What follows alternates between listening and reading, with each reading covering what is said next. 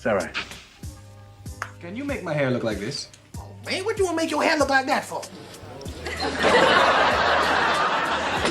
See, that's the problem with y'all today. Y'all don't know nothing. Will you let the man tee you off? You yap worse than 6 barbers. Welcome back, everyone, to another episode of the Your Barber podcast. I'm your host, Matt Belide, a.k.a. Matty Blades on Instagram. This is episode number 24, so I always got to explain the premise. The Your Barber podcast was made to relate and inspire to the everyday barber, barbershop owner, person, and we also, of course, chronicle the story of our barber guest. And today's episode will be no different.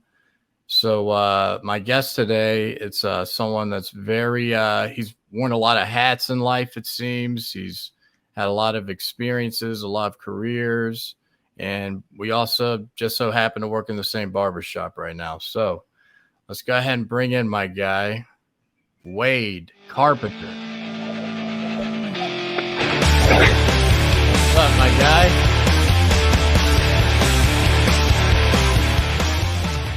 Had to do it right? Bring him in a little soul crusher. I was going to say, somebody's digging in the background, my old band.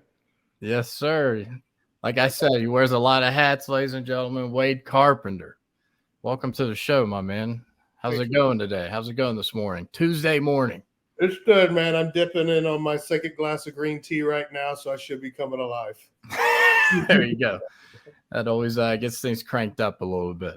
Right on, man. So, yeah, man, me and Wade work in the same barbershop, and it was funny because, you know, we'll tell a story a little bit later, but, you know, at one point you left and you came back. So this is kind of your second tour at the English Barber. And I remember the first day I noticed you kind of came in, scoped out the scene. It was, I think it was a Monday, and, you know, barbers got this weird like pissing contest thing going sometimes when like we're real like kind of standoffish. It's like, who is this guy? Like, so you came in and you were like scoping out the room, and I was like, oh shit, that must be the barber. So I just gave a little head nod, and your glasses kind of threw me off because they got that tint, and I really like them actually. I'm kind of looking into kind of getting something like that soon. But up another thing. Just really quick, when you say that, I get them all tinted. These will actually get darker and I wear these more at night with the sun as well. Yeah, it just adds a little. You know, you can get a cheap frame and put a tint to it, and it gives it a little style. Gives a little pop for sure. Yeah, I like that. As barbers, I'll say make sure you have to spend the money to get the anti-glare because it's very important getting eye contact with your clients. And this is a little bit I can see with the glare coming in, so I'll try to move around. But these should not have a glare on my eyes, and you should be able to see them. No, I see you. You're looking good, my man. But yeah, I just remember the client I had in my chair. I'm pretty sure he was like 400 pounds, and he got like a 6 fade on the side. And I'm like, God, I can't show off shit with this haircut. Yeah. But, well, be fair enough for me being a barber and a little bit of the story diving in, being a barber over 15 years, being a shop owner, running my own chair as well. I've now been in 11 shops. I know that some of the time it ain't about the barber. It's about your client. And if that's what they want, that's what they got.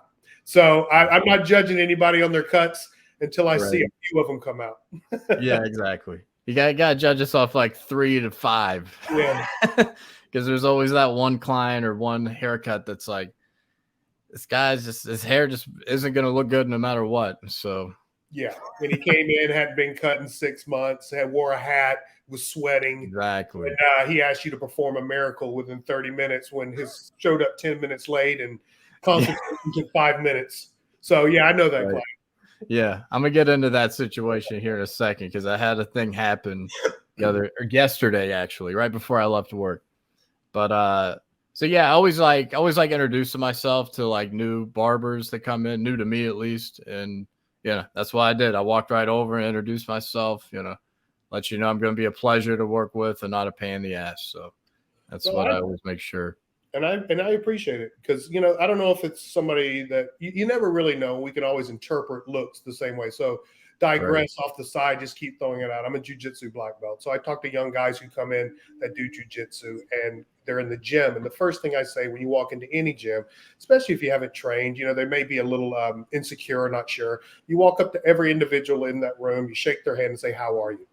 It cuts through everything.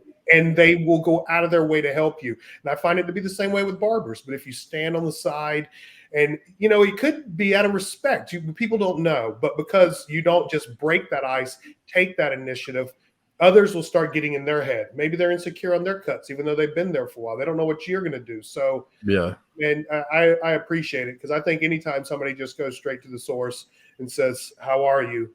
It just breaks down all the walls. Yeah. That's exactly like the longer you let it go on, the weirder it gets. So you just got to dive right in sometimes. Yeah. So speaking of icebreakers, I got an icebreaker segment of sorts. It's called Just an Observation. It's just an observation, Wade. I pick your brain on this too, get your take. But there's something to be said about when you're in the shop about momentum throughout your day, right? I think it's a big thing. It's really not spoken enough, like just momentum in the barbershop. So like, sometimes people would rather have a break in between every haircut. I would rather honestly just keep running and gunning opposed from like, having like a long gap or I got to sit down.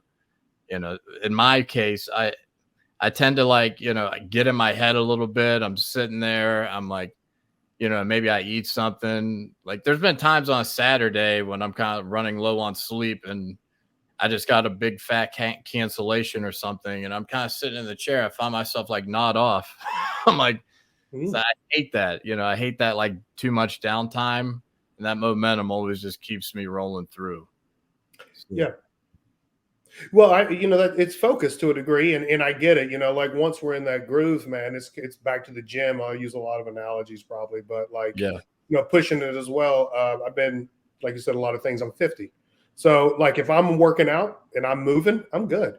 Once I stop and get out of that focus, it's hard to generate again. And it's the same way with barbering. Staying in that zone and working.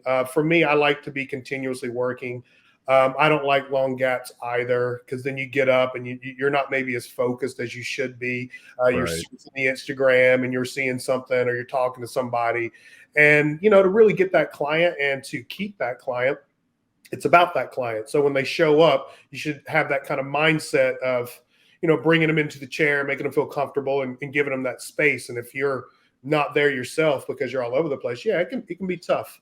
I will say for me personally, if I start going back to back to back and somebody's showing up late and I get behind, as much as I want to keep knocking them out and staying on task, walking away from the chair, just taking a breath, washing my face or something, just relaxing my hands, and then I can come back to it. Because if I get too wound up quick, then it's about staying on schedule again and not about the cut. And the cut should always be the cut. Even though, it's important for us to stay on time. You're not making any money, and neither is the shop if you're not staying on time. Right. I feel like ideally that like maybe a 5 to 10 minute, little gap in between clients is like perfect. Yeah. But it's a whole different story once they show up late and you start running behind, then you're kind of like, just racing against time, trying to play catch up a little bit. Yeah, and that's kind of how I am now with you, at this shop, coming in, being the new guy. As you mentioned, I'd been there before. I took a little time off. I've been a barber a long time. I owned a shop in Los Angeles in the Hollywood area for 10 years, relocated to Los Angeles and don't have the clientele. So as, and at the same time, grinding, getting older, I went and tried to sell real estate for a year, got my license, didn't work out, back behind the chair.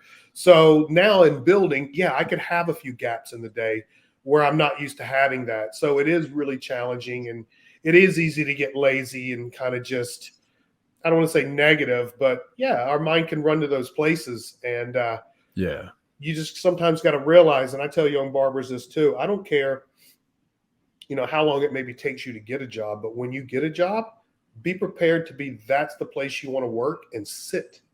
Yeah. People will be loyal only to a point. Yeah. Sit. It takes a while to build, depending on the size of the city. Different cities, I've noticed different places, guys are a little more regular than others.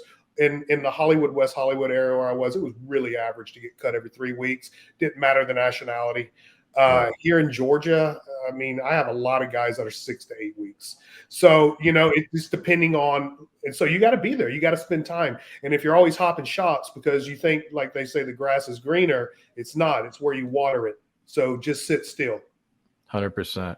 Yeah, that's the best advice I could give to, especially someone coming out of school that just like, they're in the shop for their first 2 months or something, and it's not moving the way they thought it would move. And they're just like, this isn't it. This isn't what I thought it was going to be. I'm hopping around to another shop. And it's like, they're not realizing you're restarting that clock. It's probably going to be the same store in the other shop too. It is. And to add to that, Matt, a lot of it, depends on seasons and where you are too, because, I refer a lot to the West Coast because that's where I was a barber a lot. Like August, probably the slowest month of the year. And you think it's hot. Why? Well, people are vacationing and they're getting ready to go back to school. Here, Georgia, people have already kind of gone back to school, but the holidays are really where you start picking up and building, where there's certain times of the year, like you're saying, it doesn't matter where you're sitting. It's just going to be busier than others when you're trying to build. And until you get that solid core of clients, 100%. Yeah, it seems like right towards the end of October, it just starts like just zooming through until the start of the year. And then it dies at the start of the year. And then another little gap, just like you said, it seems to be this transitional period from summer, people finishing up and trying to get back to the grindstone, get back to school, and just gearing up for another fall. Yeah. So, yeah, man, I just thought that was a little bit of a point I wanted to make this podcast on momentum, because I'm like, yeah, momentum's so important in my day, because like I made the example on another episode where I had this like design. I'm not a big design barber by any means. And I had this female that wanted to design on her nape, like a taper. And I was just like, I had this big cancellation right before. So I'm just sitting stewing about it. Like, just worrying about shit that's not in my control, really. It's just, which is always dumb to do. So like, I was like, how light is her nape? Is it, if I take a little bit, is it going to just, be bald back there? And then I got no space to make this design. Is she going to be cut up? Is her skin sensitive? Women's skin, if you've done female haircuts, like their skin's so damn soft, like the clipper can just like skip off of them sometimes. It's interesting. Old people, young people, old guys, skin is thinner. And to ask you a question about that momentum and somebody not in your chair and spewing or fuming, excuse me. Question to you. Is it because someone stood you up? Is it because you're not working? Or is it because you didn't get paid? And should we have a retainer for people making appointments? Because, there's some people we weed out, we make exceptions, we do this or that. But how do you feel about that person who's going to make appointments and stand you up and keep you from making money when you're a busy barber that has momentum? Right. And he wants you, how do you feel about that? That's a great question. Yeah, I think the industry is going a lot more these days towards, getting the prepayment. And I think that solves everything. But it's all situational, of course. I know shit happens, obviously. I've kind of always been from the school of like the 3-strike rule, maybe. On the 3rd strike, either I'm done with you altogether or, I don't know if the policy would make sense to charge them a no-show on the 3rd strike. If you have the prepayment, you're going to charge them on no-show. And I feel like that's something our shop, they've talked about a little bit, implementing at some point. Who knows if we'll ever see it, but it's funny because talking about this, I was speaking with someone I went to barber school with, and Terry, he was on an episode of this as well. He's in a very small remote area. It's called Superior in Arizona, and he's kind of got a policy on a cancellation policy, but it's super difficult in his area because it's just, these guys are used to walk-ins. It's so small. And I got a feeling if, you want prepayment from them, or if you end up charging them a no-show fee, there's a chance they'll probably not come back. And I think his policy is when they do come back, they're going to have to pay for that appointment and, the appointment they missed and their current appointment as well. So, he was kind of sharing his wife's opinion on it, and his wife would be like, I wouldn't come back if, I had to pay double when I come back. So it's just a tough call. It is. Here's the deal on that too. Like at a certain point, like we say, every chair has every barber has a certain kind of client willing to sit with them. Like some guys are super crispy, super guys are super funny, whatever it is. In some of my shops, we've had just different kind of people. One of the things I pride myself on is punctuality and definitely consistency and stuff. So I tend to have a lot of businessmen and attorneys and people that are very regular and they need it done in a certain time. You're not going to wait and stuff like that. So I don't know, man. But some of this stuff, at the end of the day, it's like they say, good work getting cheap and cheap work getting good. And when does your problem become my problem? So I understand in a small town, there's only so many people. But at the end of the day, if you're causing me a headache and I'm losing money, you can leave. Right. I'll find somebody else. That's the way I feel. And like I've done it long enough to know the people will come in and respect you. But if you're willing to let someone keep taking advantage of you, or you're just going to go ahead and do it because you need the money, you're going to keep on doing it because you need the money. Because when you make the money, you're just going to spend it on something else. There's a certain place in your life when you're like, these are my rules and this is my life, and I'm going to treat you great as a customer, but you're going to respect me and my time as the barber. Just like if you go to the doctor or anybody else, no, I'm not a doctor, but we don't make money unless we're working. So when you stand me up, if you're causing problems in my chair like that, go cause it for someone else. I don't need it.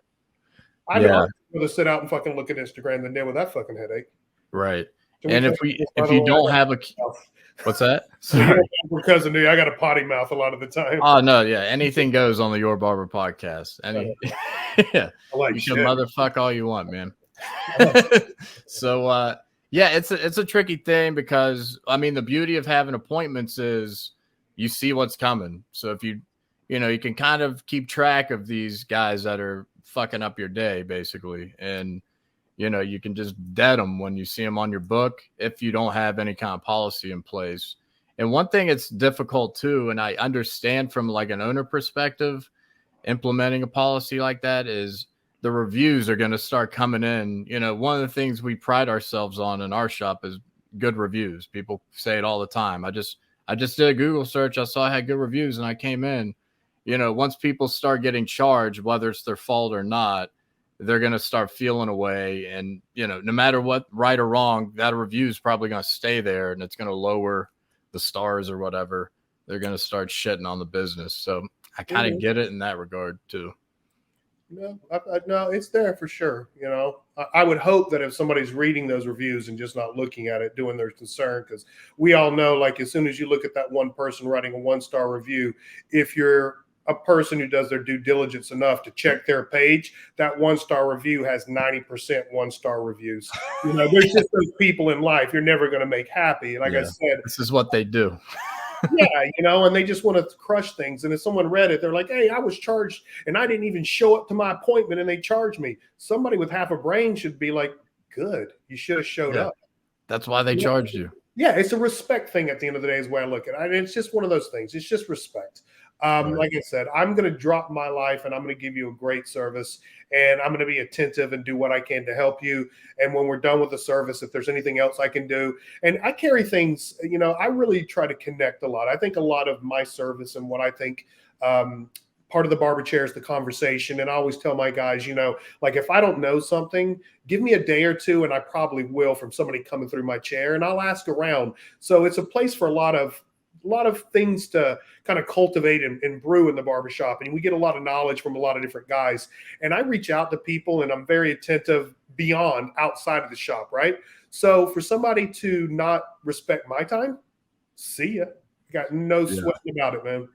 Yeah. We've talked about before that's one of the big things you prioritize during a haircut. So before your background, let me throw this question out there. So what are some of the things you do prioritize during a haircut?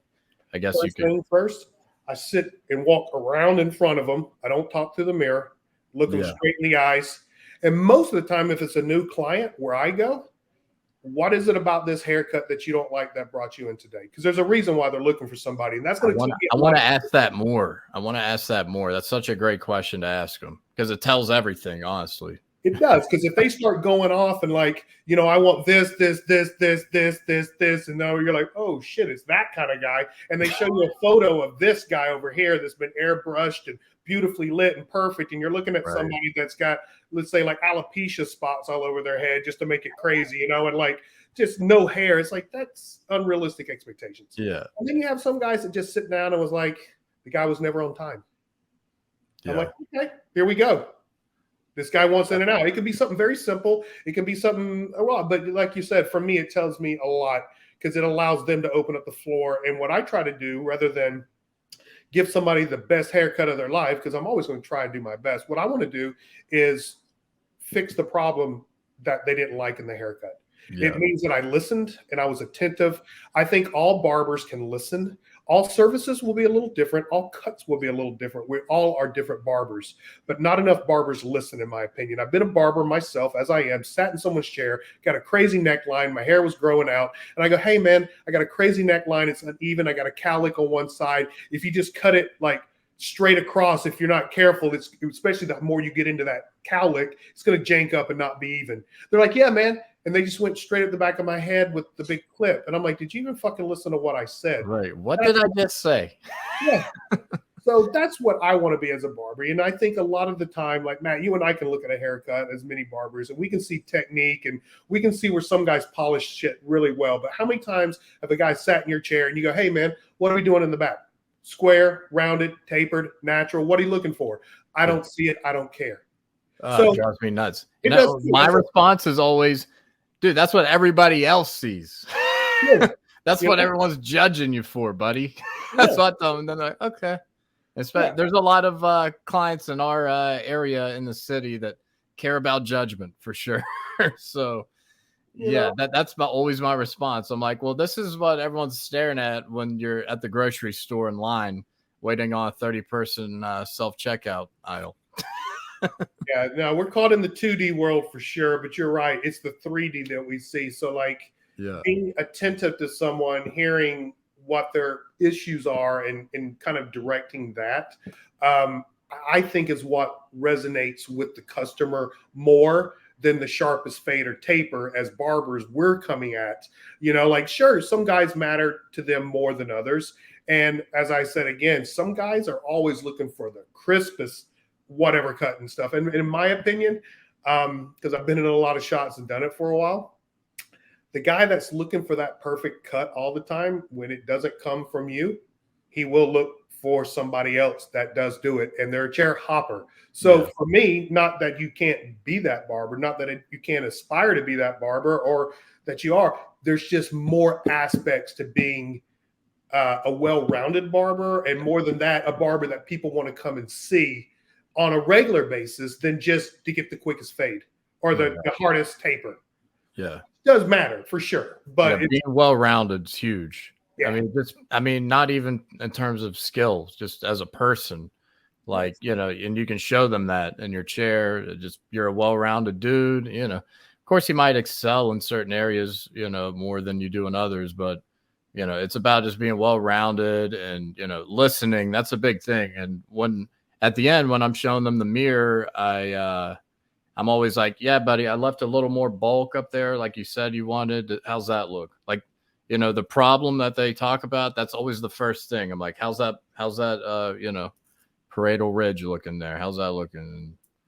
And then sometimes you play too safe though, too. And you're like, you don't do it enough. And then they're like, let's take off more. So sometimes that's the issue. I still think addressing, like you're saying, and listening and going back to what they're saying is really what's important. So there's another guy in our shop, not bringing up any names or anything. So, amazing barber, super crisp. He was out of town. I covered some of his clients.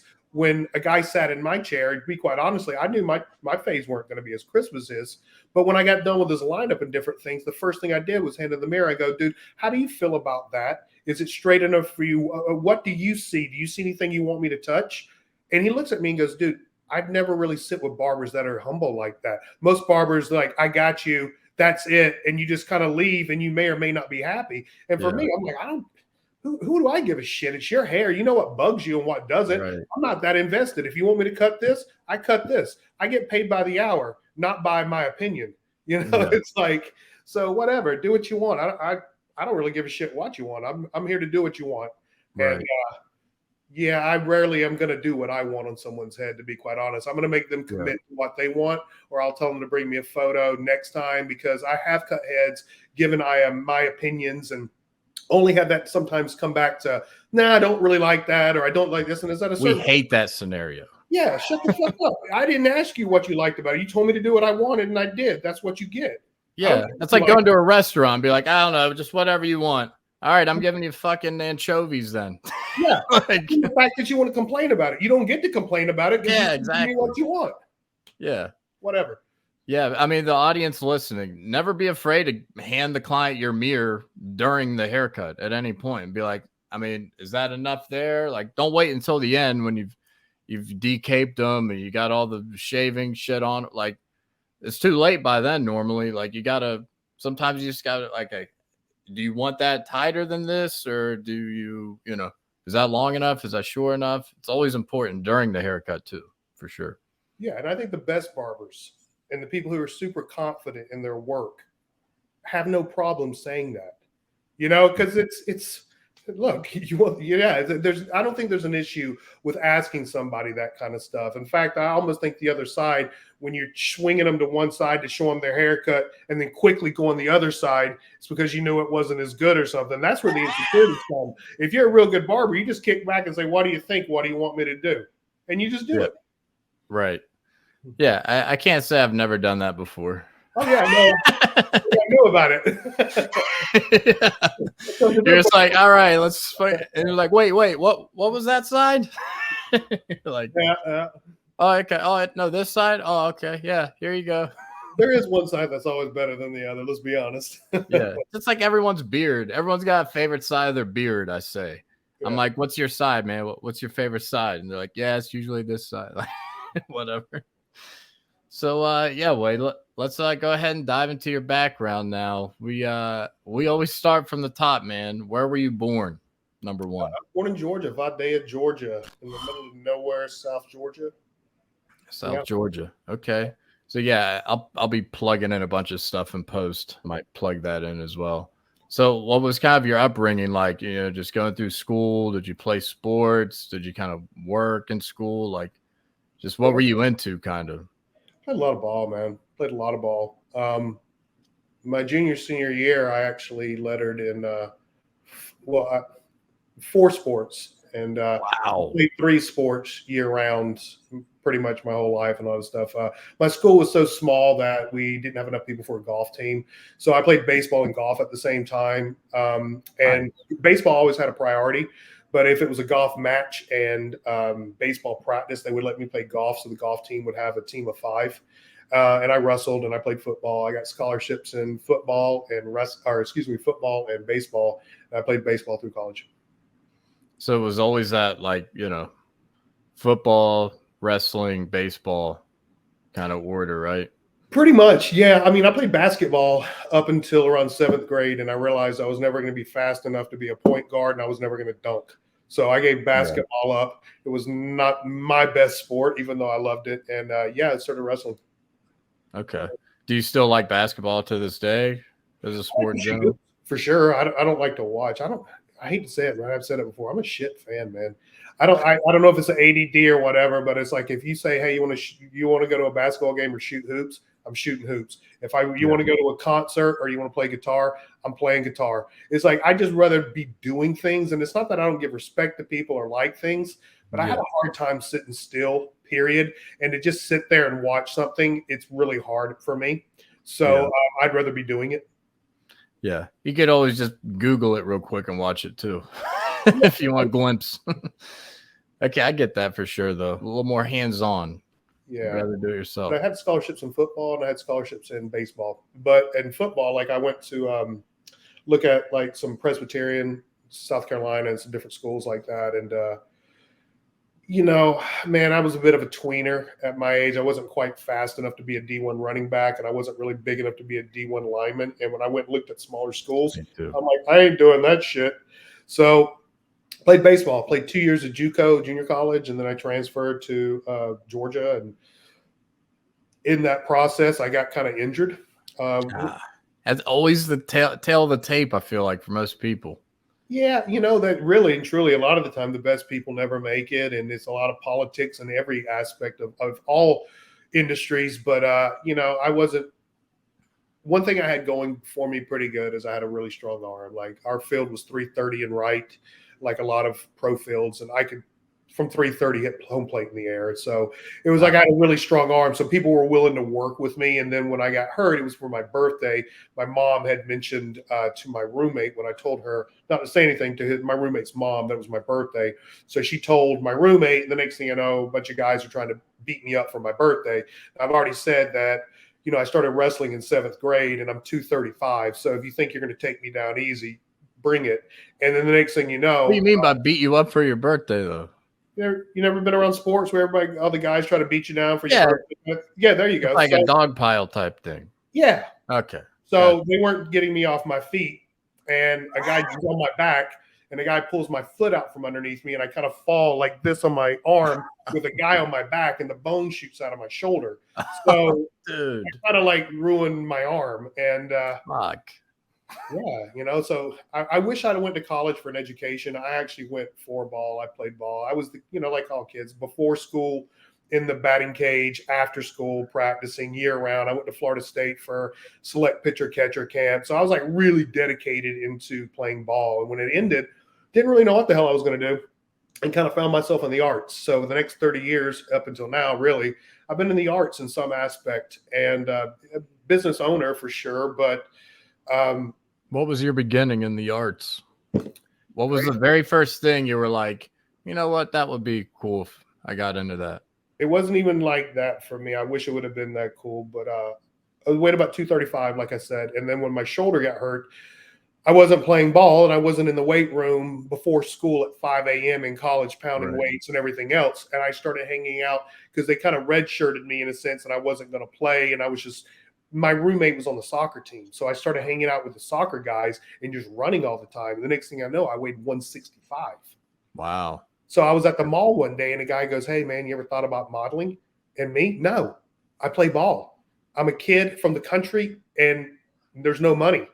Yeah. I don't, to me, like if Levi's was like, you were doing pretty well if you could afford Levi's. So they took some pictures of me. And the next thing I know, 2 or 3 weeks later, I was living in Paris, and I lived between Paris and New York for 5 years. You're talking about this guy right here? Oh shit. Yeah. Yeah. Look at this fucking stud, dude. Yeah. A little thinner. I bet the phone was ringing off the fucking hook at one point. Look at this guy. Yeah. You call an agency, send this headshot in. They're like, oh, fuck it. We got something here. We got something. Yeah. So what was kind of the plight of that with, you said you went to Paris and in between Paris and New York. Is this how you landed this? I think this was in Milan, right? Yeah, I was living in Paris. Baguta is the young line for Armani. Yeah, and I was shooting with Aldo Falaya. We shot in Italy. I also got to do Versace in Italy. Went to the island of Capri with Helena Christensen and shot it with Bruce Weber. And, just some really amazing, fun stuff. But at the end of the day, I didn't really understand it too much. I didn't understand the arts and even like self-awareness. I was an athlete. And if you're too self-aware as an athlete, you just miss the ball. You have to react. That's ball. You got to move. And so there was a lot of me just figuring things out. And, but man, I got to see some great places. And how old were you? How old were you in this picture exactly? 21, 21. 21. And when you embarked on that life, you were probably what, 19, 20? 21. It all happened really fast. So this was like kind of at the beginning of, everything. Yeah. And you landed that. That's pretty cool, man. Well, thank you. So, okay. So how were you able to kind of parlay from that? What was next after you got into modeling? Well, I was, people told me in modeling, like, here's some weird stuff, but barbers, we look at angles. Like a lot of guys like to be very square like this. It makes their face very linear and stuff. A guy like me with a square boxy face, I kind of take my corners in a little bit to bring the face out, a little length here, a little faux hawk, so we're shaping things, right? So back in the day before digital media and we were shooting film, a regular still photographer, a camera kind of makes your face a little wider. And guys that don't have a very strong bridge, like right here, like I don't, if they look right at camera, their eyes can kind of go apart a little. So people tend to shoot to the side because photography is about catching lines and faces and structures. And so people always told me I had a face for TV, because in TV, you never look directly at the camera, rarely on a film or television. Okay. You look kind of side profile, and a rolling camera makes your face a little longer. So the next thing I know, I was visiting LA when I was in New York and had a whole crazy scenario there. My life seems to be a lot of crazy scenarios where I'm willing to take a risk, and things end up kind of working their way out. And I ended up moving to LA and started acting. So rewind real quick. Before you embarked on the modeling, what did your folks and family and friends think? What were they kind of like, come on, what's going on? Or were they fully supportive, or? I think in a way my parents were kind of okay with me seeing the world a little bit, but they really wanted me to finish school. My dad was valedictorian of his college class, and my dad was a UDT frogman before they had SEALs. So very educated, very like structured people. And so going into the entertainment industry, especially the modeling industry, it's kind of, Far-fetched for sure. Yeah. So, yeah, I think they weren't 100% backing it, but they wanted me to get my education, but they were up for me seeing things, and seeing life. A lot of my friends thought I'd be back a week later. And quite honestly, it was tough living in a foreign country, not knowing the language, not knowing anybody, and trying to figure things out when you're used to being not only part of a team, quite honestly, team captain, and like being around people and being a place that people, being a person that people feel comfortable coming up and talking to. And then you find yourself just fully lost. So if it wasn't the people in the back of my head being like, hey, you'll be back in a week, I may have been back in a week, but I had that side of me being like, fuck that. So, I mean, it's pretty humbling and scary too over there. I mean, just operating normally. Did you have any help? Did you have some people around you there? I never knew anybody to have left the country. My mom had left the state of Georgia maybe twice in her life, never been on a plane. So I'm up and off in another country. This is when people, the beeper was just barely out, Yeah. So this is me in like 93 in Paris, before cell phones, and it cost, $25 to make a 3-minute phone call, cross country or intercontinental. Right. So yeah, it was a much different time. It's not like Instagram, shoot me wherever, and this is my life now. Yeah, much different time. Absolutely. I'm sure you have a ton of pictures, just candidly throughout that time. That's probably cool to reflect and look back on for sure. Just being like, I was scared shitless here. Yeah, that's wild. So moving to LA from there, was the resistance even higher from your folks then? They're like, okay, now you're getting into something else. Like, what is this? Are you ever going to finish school? Right. They talked to me a little bit about that, but it was interesting. So like, I was in New York and I went out to LA, and some people I was dealing with and knew invited me out to the Elton John Oscar party. So I ended up going to Elton John's Oscar party, and I was dating somebody and seeing them a little bit, and I'll keep their name a little quiet because they are actually, people may know them. And she was drunk and a little flirty, and I was drunk and not flirty, but I saw it and was pissed. So I confronted her. She didn't know I was going to be there. And then everybody starts telling me how I need to act and be quiet and don't this and that. And I'm like, dude, first off, I've been drinking Jack Daniels and I got a little bit of a wild streak in me. So shut the fuck up. Right. You're a wild card in there. At this point in my life, I was pretty out of control. And then, some guys came up to me and they kept saying stuff. And one guy was like, hey, man, you ever thought about acting? And I'm like, dude, get the fuck out of my face. I'm here talking with my girl, right? And he slipped a card in my pocket. So I'm back in New York talking to my friends just about the whole scenario. It was crazy. And like a lot of these guys, when it got real, they really didn't want it to be so real so much. And when I pulled the card out and showed them, people were like, you should call those people. And it was William Morris, and I got hip pocketed by probably the biggest, if not second biggest, behind CAA agency in New York. They wanted to work with me, and in Los Angeles. So I moved out to Los Angeles already with a good agency behind me. Didn't know anybody. Once again, I didn't know anybody in New York. I was just kind of up and doing it. And I moved to LA. I went out in my grandfather's car, spent a little time in it trying to get myself together. What kind of car are we talking? 84 Buick Electra.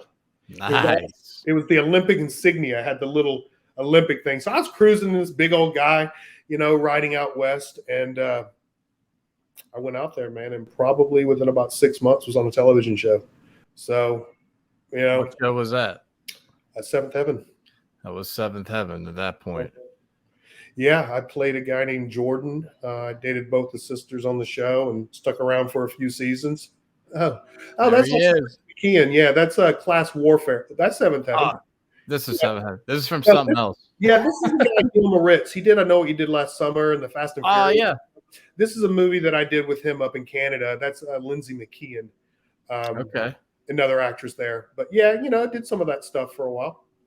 Seventh Heaven, a lot of young actors and actresses started there, it seems. Or I didn't realize, I was kind of searching through, doing a little research, and I'm like, Jesus, I forgot all these people were on here.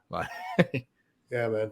Well, it's really funny at the time because you're a little bit of my past or whatever, you kind of unpacked. So, I was kind of a wild man and been doing a lot of stuff. So, being on that show, I thought I was kind of lame at the time and didn't really enjoy it. I want to talk about that. That's not kind of your style, I'm guessing, right? Dude, I was 27 playing high school, and Jessica, Bill, and I can't believe I'm blanking on her name right now. Beverly Mitchell.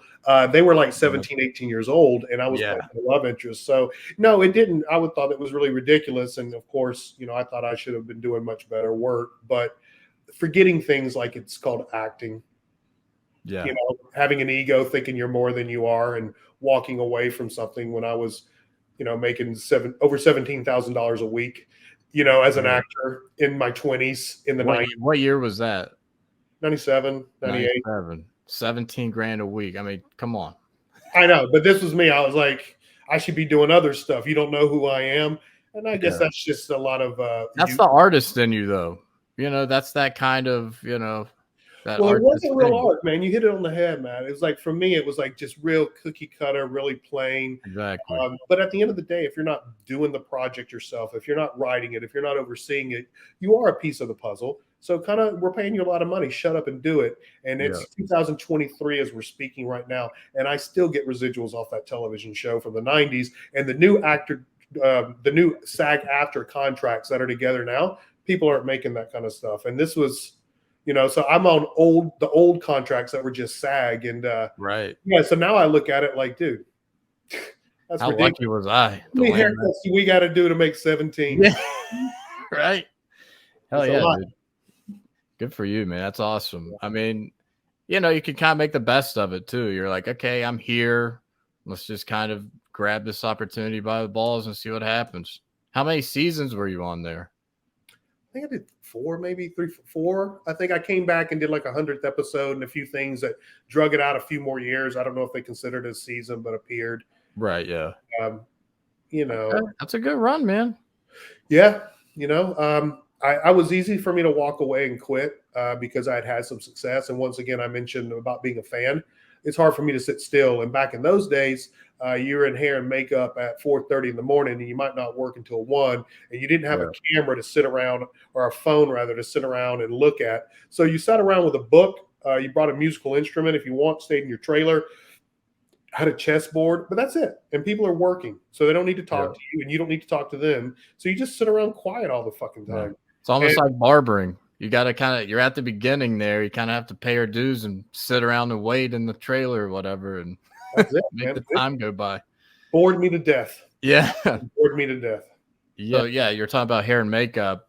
A goal of mine possibly would be to maybe get into that, maybe get into doing hair on a movie set. But that's the thing that, it sounds great, but, you're sitting there 12, 13 hours a day, right? Just kind of waiting on doing this haircut. And that goes back to the momentum thing. I don't like that. Sitting around waiting for this moment of I have to cut whoever.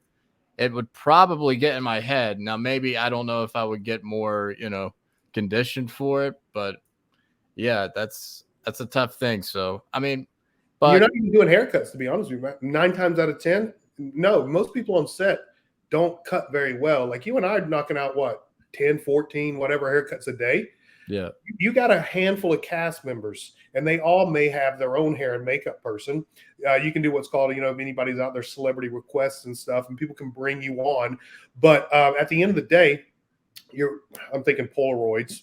They may still use those. I'm not on set now. They may be using the camera, but they take your photo at the beginning of the morning when they style you, and they want you to stay that way for continuity throughout the day. So in between pictures, you run out there and spray some stuff and you fix the hair, but you're not really cutting. You're not cutting. And the reality is you have to do so many jobs for the union a year to qualify to get into the union. And if you don't do those jobs, you start over the next year. And there's a lot of them, and you have to go. So if you want to be that type of barber, you definitely What kind of jobs are you speaking of, though?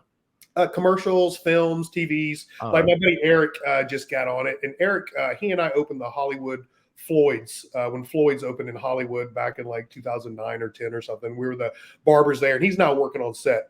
And great fade, this and that, phenomenal barber. He owned a barbershop in Long Beach for a while.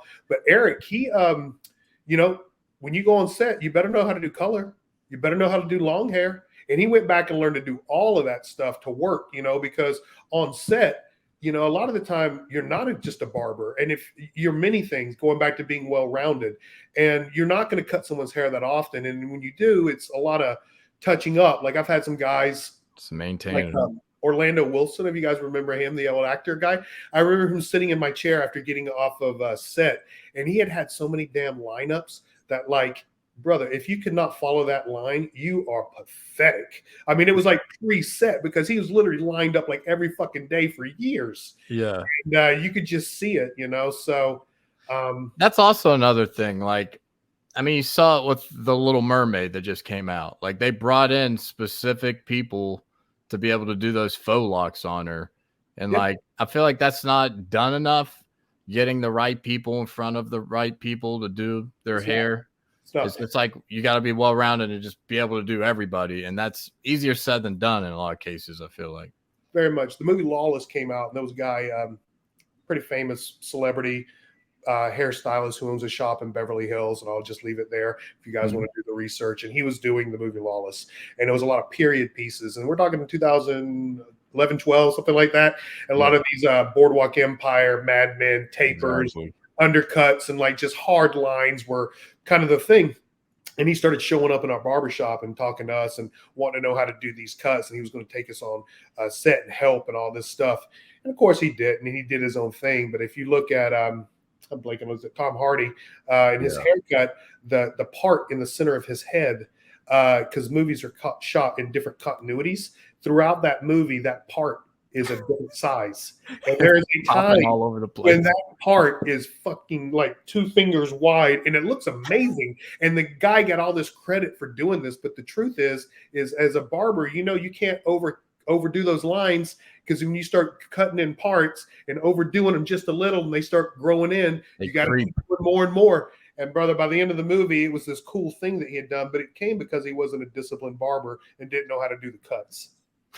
That's funny. Yeah, man. Yeah, man. Like, I always make the Carlitos Way reference.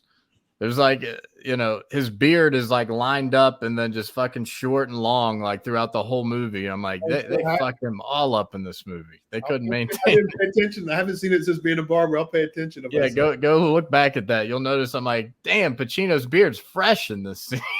Like, it wasn't like that the whole time. So yeah, that's an interesting point.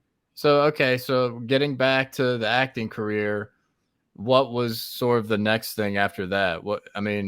Did you kind of want to get into something else, or did you want to continue the acting? Or in 2003, there was a writer-actor-director strike, much like what we're going through now. It was massive, but at the time, they made a bunch of movies, and they were able to string them along. And while we did the negotiation, this is when the digital median was starting to get moved in. AFTRA was starting to get mixed with SAG, so now it's SAG-AFTRA, and it only lasted 3 days. So they had all these movies made, and they started putting movies out. And then you had all these film stars that were sitting around doing nothing. And for someone like myself, I was on the WB, and the WB and the UPN, I believe, merged and made the CW. So a lot of the Dawson Creek, Buffy Vampire, like all those shows, a lot of them got cut out because two networks became one. And then reality television show came out at the same time because during the writer-actor-director strike, they're like, check this out. So they started doing reality television. So many shows. So they were bulletproof during that strike. Reality. Yeah, go out and audition for Friends and lose it to Matt Damon. And it's like, I'm never going to get that fucking job. So it's like, there was a time when I was like, okay, I've been making money, but what am I going to do now? I was already bored. So I started playing music full time, and I figured like I could kind of choose the projects I wanted to do as an actor, like whether it was like, you know, plenty of the actors, whether it was Mos Def or Madonna or Elvis, like they just do, and people watch them. Musicians become actors, you know? And so, I started playing music full time and hustling. You know, there's always 1,000 jobs on the side that you're doing, whether it's this or that. But I ended up getting a record deal and signed a 5-record deal with Atlantic Records, and spent some time out touring and playing music. Which is you there. There he is. Yo, yeah. Look at you. So walk me through this, man. What was that kind of like? Like, how'd you connect those dots? Like, did you know how to play guitar already and things like that? Like, yeah, I played guitar for, at this point, 15, 20 years. You know, crazy enough, my band had kind of, I'll tell you how small the world is, man. My band had kind of like fallen apart, and the guitar player in my band was playing with this other guy. And they called me one day and asked if, you know, if I would do this interactive skit with them. And they wanted me to be on the microphone talking to them and playing like a God figure. And so I went and watched them rehearse one night, and the singer was playing rhythm guitar, dropped down, like kind of like bass lines, and was asking, we're talking when we got done with it. And he was like, why don't you play bass for us? And I was like, dude, I played guitar 15 or so years, but I don't really play bass. And he's like, well, it's really easy. It's more of a rhythm bass, and our music's centered more around guitar. So it's not really all that complicated. If you want to play, I'll show you the stuff. I'll show you the songs. And I'm like, well, I don't really have anything going on, so might as well. So I jumped in and started playing bass. And within 3 months, we had a record deal. So just really fortunate, man. I mean, and then playing bass, I mean, landing that deal, just playing bass, you know, I make it sound simple or something, but you made it seem like it was, or at least the guy did, made it sound simple. So you were just able to ride that out kind of and just. Well, there's a lot of work that went into that, man. Because I'm sure, yeah. I'm making it sound like it's nothing. Well, you know, I mean, strings are strings. And once you understand bars and counting music and stuff like that, a lot of it is truly idiot time to sit down and exercise your fingers to understand how to do things. And it wasn't the most overcomplicated stuff. And I, as well, would like to say I'm not a weak link. So make me a weak link, and I'm going to rise up really quick to catch up with the people around me, because they'll help bring you up. But what do you say weak link? Because you just weren't used to playing bass, so you had to adjust and kind of. Yeah, and like once I got into this band, man, Atlantic Records. So the guy who signed us, Danny Wimmer Productions, he's largest concert promoter in America. He was at Interscope. He signed Stain, Limp Bizkit, and Puddle of Mudd, the only bands he ever signed. So they brought him over to Interscope, and they brought him over to Atlantic, and he became senior vice president of Atlantic, head of A&R. And they're like, we need to build the rock division. Money's no object. Go and do it.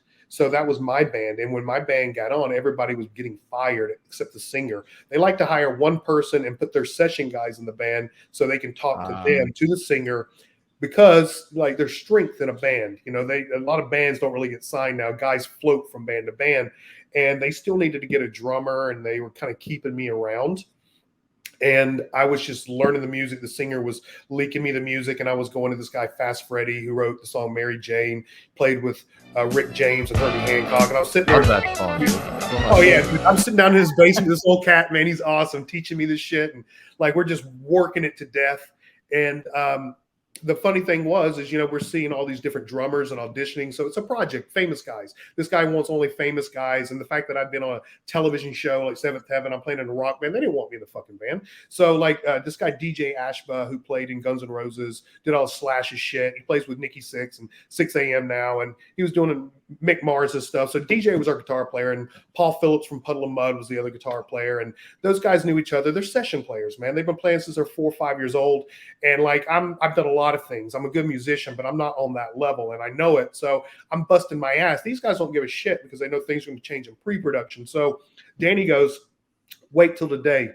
You're going to see a rock star drummer come in today. He's my favorite, this and that, blah, blah, blah. And it was Tommy from Rob Zombie, and we were auditioning him.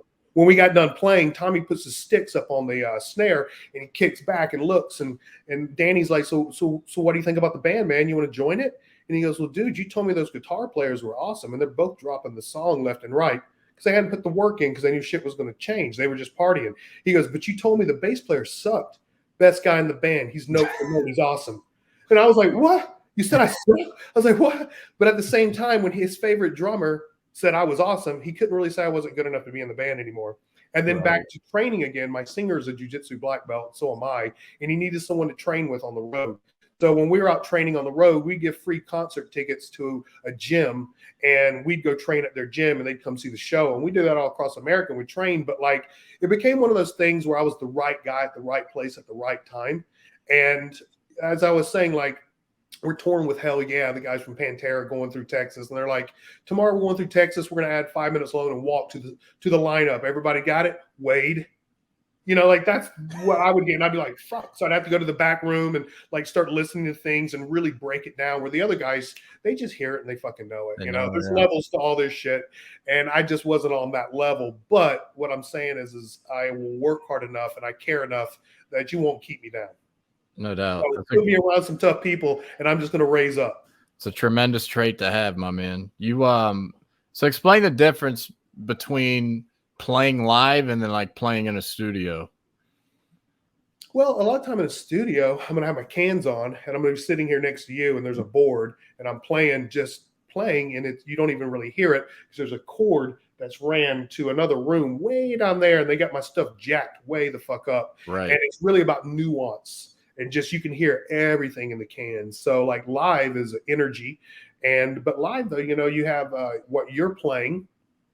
And then you have side fills and big stadiums and stuff. And you have the front of house sound if you step out past the front stage. And you also got the wedges up front. So you have things going everywhere. And a lot of the time you'll play on a trigger. So like we have intros and outros and we play to a click. So as soon as the drummer like hits something, like you better hope you're paying attention and didn't have too many drinks because the song is moving. And if you don't get on board and I'm a bass player, everything is off. Yeah. So like, it was pretty important. So what would you rather? You say you're more of a hands-on guy. I got a feeling like in the studio, it kind of was a lot of monotony in there. Like say, okay, run it back. We'll do that. And so what would you prefer out of the two? Yeah. As long as I'm engaged, like I'm saying, like, I don't mind that. The monotony to me is when we're doing guitar tracks. So I just didn't come in that day. Okay. Yeah, you guys that worked out. I'm gonna go surf. I'll see you guys later. Sweet. All right. So walk me through kind of the end of that. Like, what brought you out of that in the music world? Well, so they give you half the money for your tour up front, and they pay against the receipts coming in. So, we were not only the first band to sign a 360 deal at Atlantic Records, we were the first band to be under their management. They were really behind us and giving us everything. So while we were on tour with Avenged Sevenfold, and while we were on tour with them, the tour. What year was this? Sorry. What year was it? 07. Okay. And then the tour bus would take us to the airport, and we would fly 10 guys, gear, backdrop sounds, lighting, all that stuff to another state, get a hotel, play a festival in the morning, fly back and play the tour that night. So we're playing 2 states in one day, flying all this gear and shit. So that wasn't part of the original budget. So when the tour receipts came in, we're about $300,000 overdrawn. And it costs about 10 grand to keep a tour bus on the road a week. I mean, it's a lot of money, but in that world, it is a lot of money. And then the label was like, well, you guys signed a 5-record deal. Just we'll hide the money we owe you in a budget, and we're going to give you we'll just go ahead and do the next record. And then the guys that I'm playing with, they already got money and a lot of hit songs. And they go, no, you're going to give me my money and I'll give you another record. So we went into litigation and arbitration, and I had just herniated a disc. Like 3 days before tour ended, I played the last show with a herniated disc. How'd you do that? Jiu-jitsu? No, I slipped and fell in Spokane, Washington on some ice where it wasn't lit up very well. Yeah, totally. Random. Out on my back. And so I really couldn't move, man. That herniated disc put me out, and we were going into litigation, arbitration. Like I said, things were crazy. So after being in LA for 10 years, I moved back to Atlanta to rehab my back and see what was going on with the deal. And during that time, I went to barber school because, once again, I can't sit still. Look, dude, I'm a fucking yoga instructor. I'm a fucking shiatsu specialist. I went to Tao Healing Arts, studied Chinese medicine. I'm all over the place. I just like to learn things, and I can't sit still. Nice. Yeah, I saw a little bit of that too. I'm like, Jesus Christ, Wade is just, he's got a lot going on. He doesn't. I think it's ADHD before it used to be prescribed. So your back, right. Your back healed up though when you were in barber school, obviously, right? Because that could be demanding on the back, especially when you're new to barbering and don't have all this tolerance and, I would say posture, but dude, I'm all over the place. You've probably seen me cut hair, dude. I'm like in a fucking squatting position, cutting hair. I'm all over the place. I really need to work on that a lot better. No, it's really weird. I don't know if it's just me or not, man. I've worked like some of the worst. I worked in some of the Kokens from like 1900, like literally 1900, 1908, ceramic Kokens, $10,000 chairs. And those fuckers, man, like on the lowest setting, I'm like cutting like this.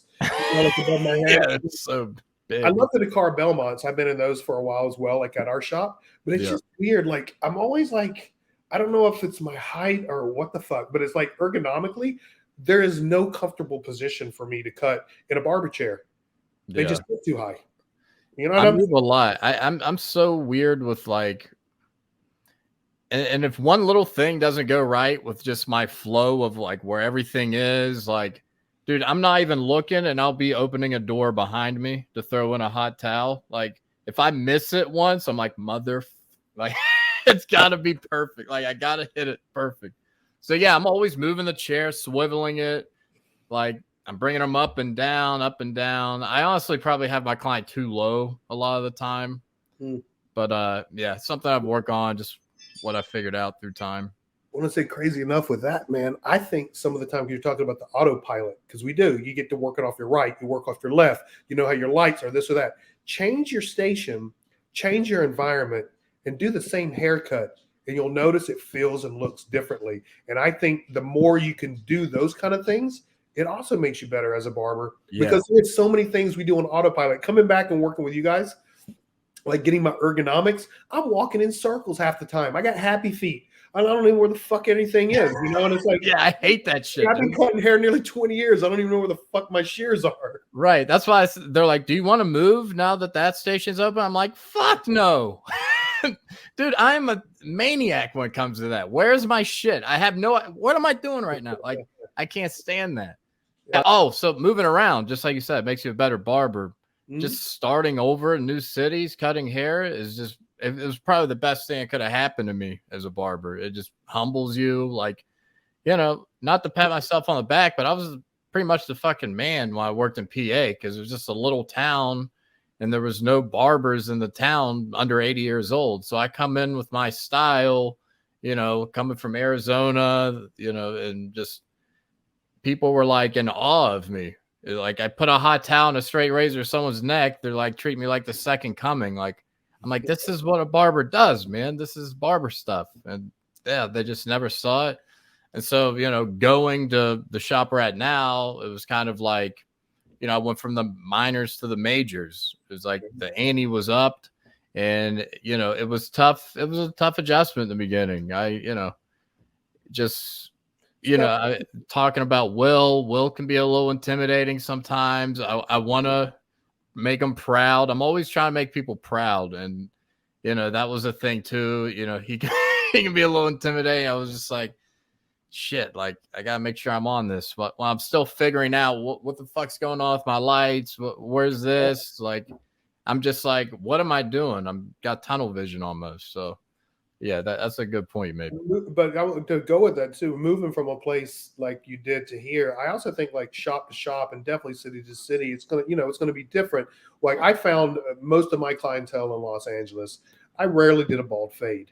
I would do halves and ones all day, but the edges were tapered out, and that was kind of the style. I moved here. We're in the Midtown area of Atlanta. It's bald fade all day.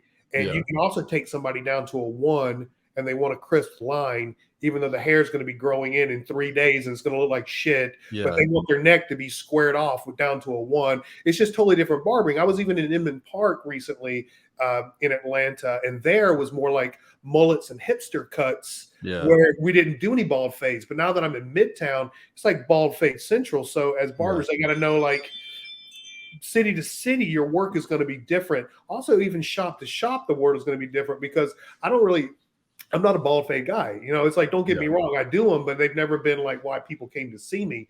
But in our shop, you better lace a bald fade up or you're not going to have any business. Yeah. That's how I came up, man. You're really good at it, by the way. No, I appreciate it, man. I try. I'm decent. Yeah, good. I mean, that Arizona, that's literally like you're talking about. This is Bald City Central. To me, it's like I don't do enough of them because that's all I did coming up in Arizona. Just, kind of like the Hispanic hair, just it's all bald fades, short, tight, I'm a short hair specialist is what I would comment. I really had to expand my horizons as time went on.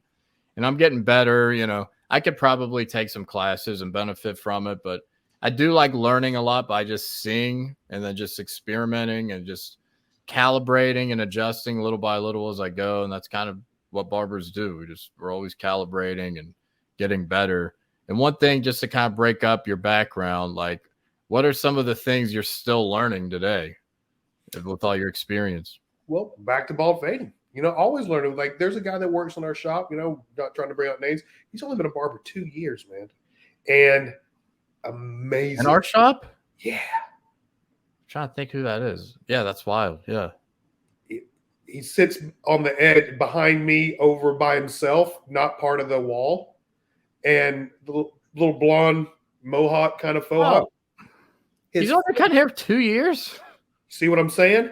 Unbelievable. So you don't think I'm like, bro, what?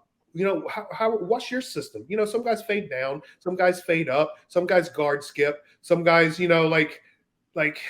learned from this other guy, like he really did the majority of his free-handed from like close guard to all the way to one, levering it using only the corner of his clippers, kind of doing like a natural fade. So there's so many different ways. And I think as a barber, when you quit doing that, in a way, you quit learning. You're no longer you don't want to be a barber. Like, look, you learn your ecosystem. I've worked with Wall. I've worked with Andis. I've worked, across the board, and they're all a little different. I've used speed clips. I've used the metal attachments, and you do your thing because of your equipment, and you want to play and you want to have fun and do new things. But I'm not one who hot rods my clippers all the time. That guy in the shop that's always working on his clippers, I find is always working on his clippers. I kind of like let them ride the way they are. I may tighten some of my blades up a little bit to get those tight lines out. But as a whole, I'm always really trying to just learn a better way of doing it, And right now, I'm actually changing up my fading a little bit more.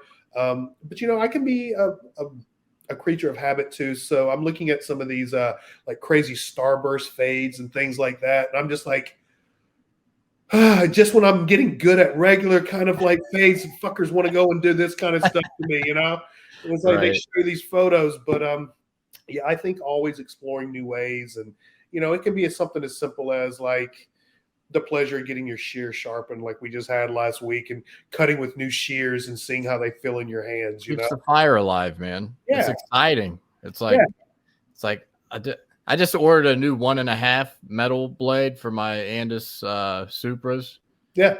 And I'm so excited for it to come in. Like, I've never used a 1.5 blade before. Like, of course I have, but like, it's like, this thing's gonna hit great. And I've kind of been missing one for a while, been without it. Yeah. So I'm kind of happy to just have that like consistency in a guard, because I would just kind of lever play a 1.5.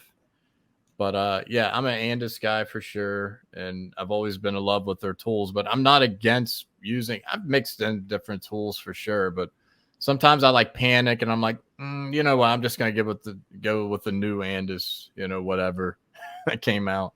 I've yet to make the Babelous jump. Everybody's been on those for years, and I almost did, dude. I almost did, but I said, fuck it. I'm buying another Andis blade. I just bought a new blade and kept it rolling. But yeah, I'm not a system guy. And sometimes that hurts me, and then sometimes that separates me too. I feel like everything's variation to me. Every head is different. That's another thing. It's like, I cut this same guy every week, same haircut, right? And I'm like, I'm going to start in reverse order this time. I'm going to switch it up. You know what I mean? And it just keeps it rolling. It switches it up and keeps things fun, because you don't want to burn out. That's one thing I've spoken about a lot on this podcast, is whatever I got to do to not burn out. Yeah, absolutely. So like on a bald fade, like what I like to do a lot of the time, regardless of what I'm doing, I always typically like to fade up to my corners around a 2. I use a carbon comb. They're very hard. So when you press against them, they don't move. And that comb is a 2. So I know if I fade you up to a 2, I can lay that comb on the side of your head, do clipper over comb, box you in, let you keep your crown, don't get into those little whirls. And it's going to be awesome. And most guys like those corners, and that's kind of my thing. But I'm running through a lot of clips, especially like when a bald fade goes high and then you have that quick transition and you're really trying to get to a 2 from fucking skin. It's crazy. So like I've really been taking a 1 now, not letting it go into the head, but just taking a 1 and fading it a little bit. Yeah, and just taking the fade straight up with a 1. And in a lot of ways, it's actually becoming a lot cleaner. It saves me a lot of time. And so that's like one of the newest things that I'm doing. And I played around with it before, but so your clipper comb is carbon? Yeah. So I've tried messing with one of those and I couldn't do it. My barber school was huge on clipper over comb. He's like, if you could master clipper over comb, you can literally do so much in this industry. And he was right, or they were right, he and she. My go-to. Yeah, I love clipper over comb, but I'm so weird about my clipper comb. I've had the same clipper comb since like 2018, dude. And I've been stressing out because it's on its last legs. It's that blue one you may have seen me use. And I finally found the same exact comb, and it's a white one. And I'm like, okay, I can finally break this thing in a little bit. Because we get a new comb, sometimes it's just like, this isn't right. Something's not right. It's not broken in. It's not threading in the teeth like it should be. Like, especially, when I'm doing a bald fade, I'll take my trimmer and like clipper over comb, like, a half sometimes. So it's got to be that close and that threaded in to where I'm, capable of doing that. Yeah, I have little barber combs and taper combs where I can get down and do some of that. I guess I'm on the side. And when you're speaking colors, one thing that I like to do, I got into, basically I use a white and a black comb. And I use a white comb when someone has dark hair, because the contrast, I can see the hair sticking through. And when someone has blonde hair or light or gray hair, I use a black comb. So 100%. I do clipper over comb, and I'm looking at the contrast. And for me, one of the things that I find to be the most important thing in cutting as a barber, rather than a stylist, which is a cosmetologist, which is a whole other tangent that I can go on, instead of giving someone the natural forward graduation or natural inversion or whatever the hell cut you're doing, I look at the bend and wave in someone's hair. And if you catch that bend on just the back side, just smoothly as it's turning, it's going to lay into the head like to the side. So when you pull the comb out, it's like lining up a putt. It's like, something that like you're about to cut the whole side of the head. So you got to pay attention, but it's flawless when it is. And I use these hands, here we are, to touch the body. So I'm never floating in the air.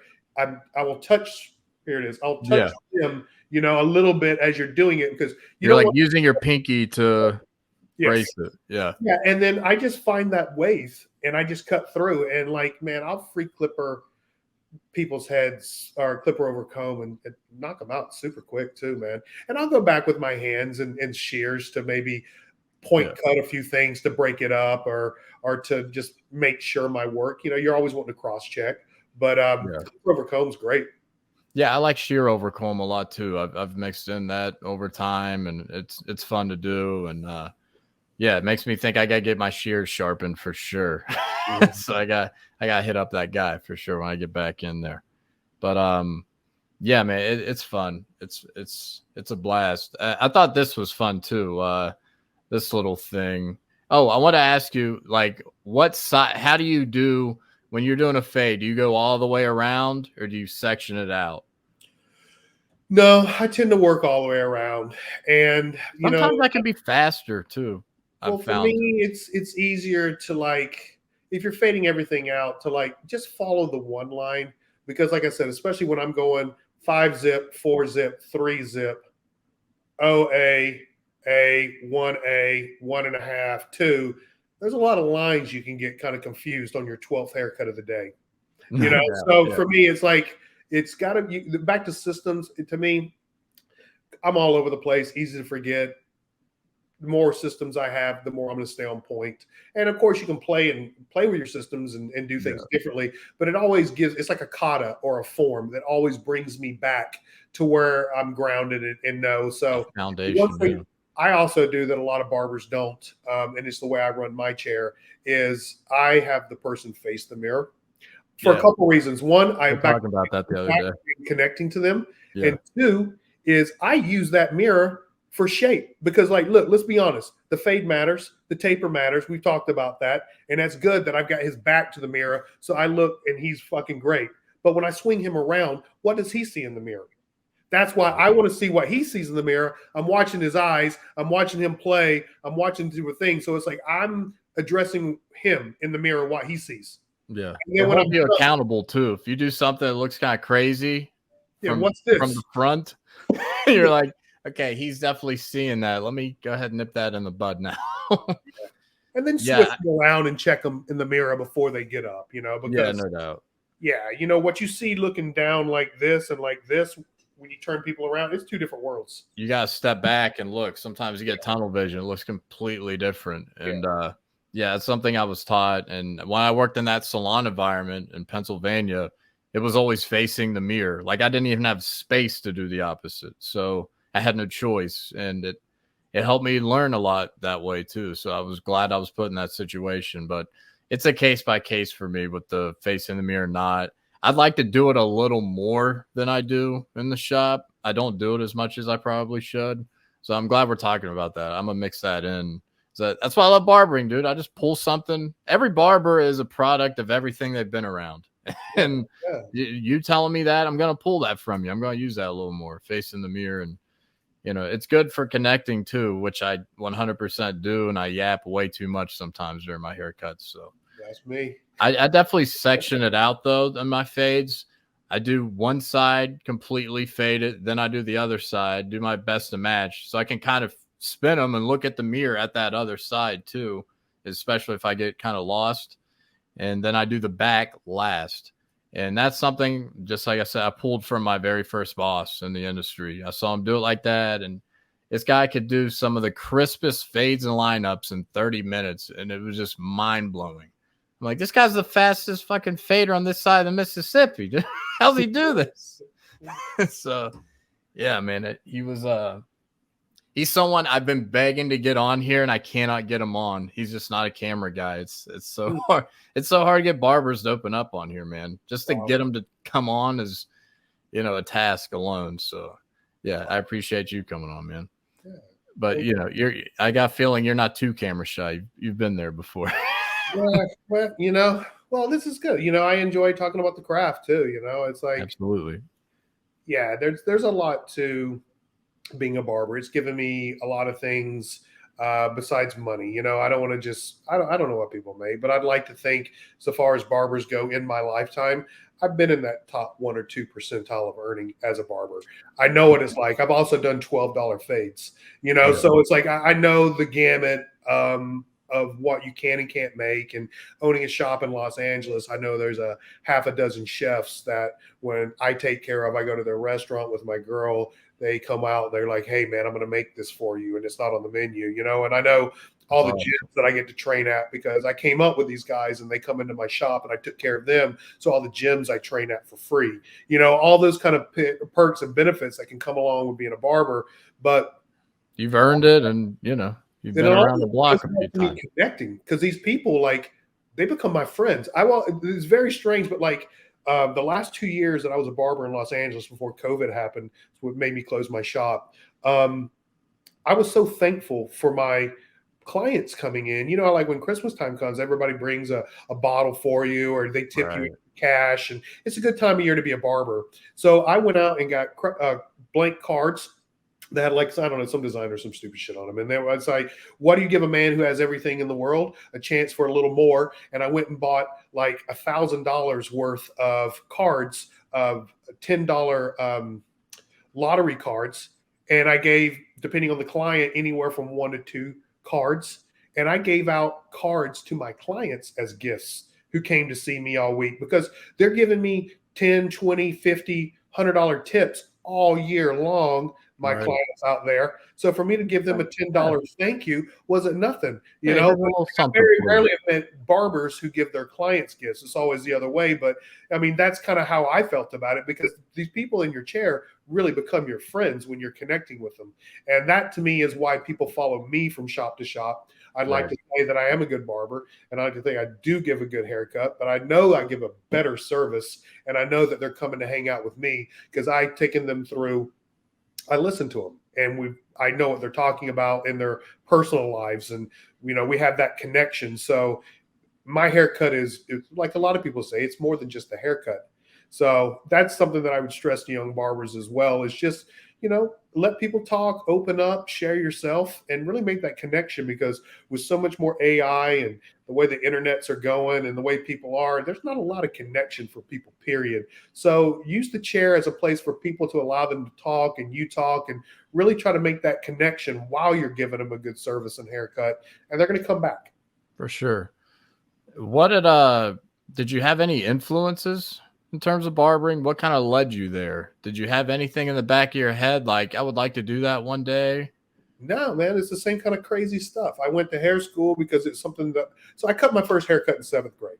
I cut a mohawk on my neighbor who kept talking about, I want a mohawk. And I was like, dude, shut the fuck up or I'm going to give you one. So I broke out the dog clippers and I gave him one. And you know what? It didn't look too bad. And I went to school bragging and no one believed me. So I became the kid with clippers at school. And so I played ball through high school, and I was the guy before the football game, shaving heads, putting numbers, putting steps or whatever on the side, and doing all that stuff for people. When I got to college, I kept doing it. Then guys were like, dude, my hair's sticking out underneath my baseball hat, cut it. And I was like, I don't know how to use shears. Do it. I don't care. I wear a hat. So then I started working by feel and cutting hair. And then when I got into entertainment, I had already been doing this, and it was cathartic and fun for me. So guys would bring over a glass of wine, they'd bring over a joint, whatever the fuck it was, and I'd cut their hair. There was no expectations. They needed a haircut, and I was doing it without a license. So I went back to hair school here in Georgia. And in Georgia, it's 1,500 hours to be a barber. It's 1,500 hours to be a cosmetologist. When I went to school, don't know where it is now. California was 1,500 hours to be a barber, 1,600 hours to be a cosmetologist. So for me, and at this time, we have to remember Mad Men hadn't came out. Barber shops at this time was this old dude, military cuts. Barbers didn't have style. My whole point, a cosmetologist calls himself a stylist. Bothers me. Stylist helps you with your clothes. They're a cosmetologist, but they work it, right? So barbers weren't that cool, but I was like, it's a license. And the only difference is a barber can use a straight razor and a Cosmo can do waxing and nails. There's no other difference. People are like, you should not be a barber, you should be a Cosmo. But in California was where I was going to take my license, and there would be 100 hours missing, and I didn't know what the fuck to do. So I was apprenticing at a salon in Atlanta, going to hair school as a barber, but doing women's color, cut, all that. Went to LA, took my license in California, got licensed, started looking for jobs in a salon, and no one would hire me because I had a barber's license. And I'm like, why does it matter? All money is green, learn all services. I can do anything you can except waxing and nails, and you're not doing that. Why won't you hire me? And there was a huge disparaging difference, but I knew, because of my background in acting and all the other stuff, I knew a couple people that owned salons that were photographers and other things, and I got hired. And I went to work for Chaz Dean and Win Hair Care, and I got into salons, man, and just realized it wasn't for me.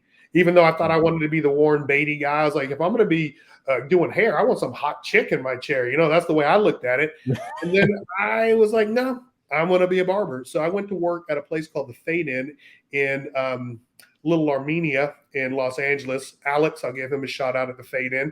And he took me in, and I did $12 haircuts for 6-8 months to learn how to fade, because I went through hair school doing women's hair and color and perms and all that crazy shit.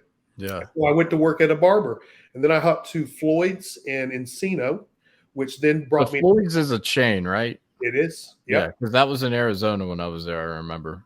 Yeah, I think they started in Denver. You know, it's kind of it's a great place because for somebody getting out of school, they'll hire you. But, you know, there's a standard and you got to do your work, but you get your hands on a lot of heads. It's a franchise. And I went to the Hollywood one and opened it up, and I was about to quit barbering.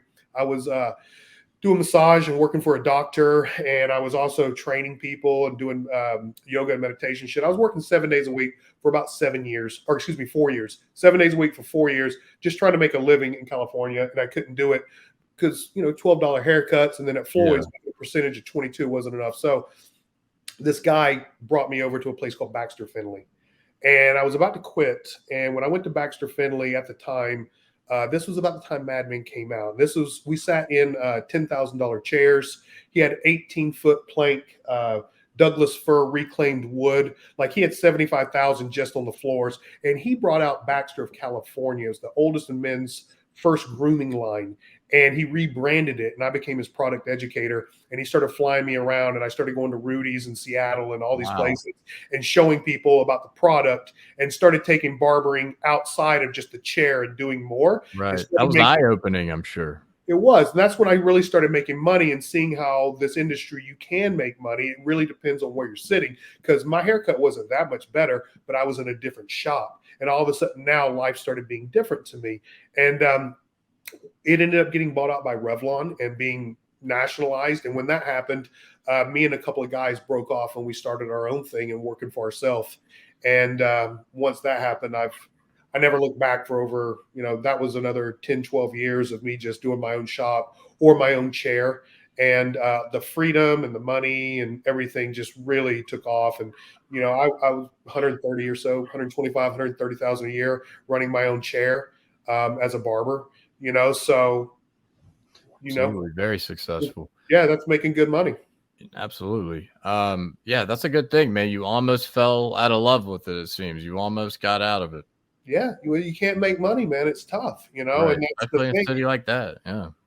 So I got really pretty lucky. I fell into a really great shop, and about that time, I say it, who knows, but man, around 2010 when Mad Men came out, damn Don Draper, guys started wanting to get cleaned up. It was shaggy and messy haircuts from the cosmetologist and the stylist, and guys wanted to be around things that were more masculine smelling, be around more masculine vibes, and the guys.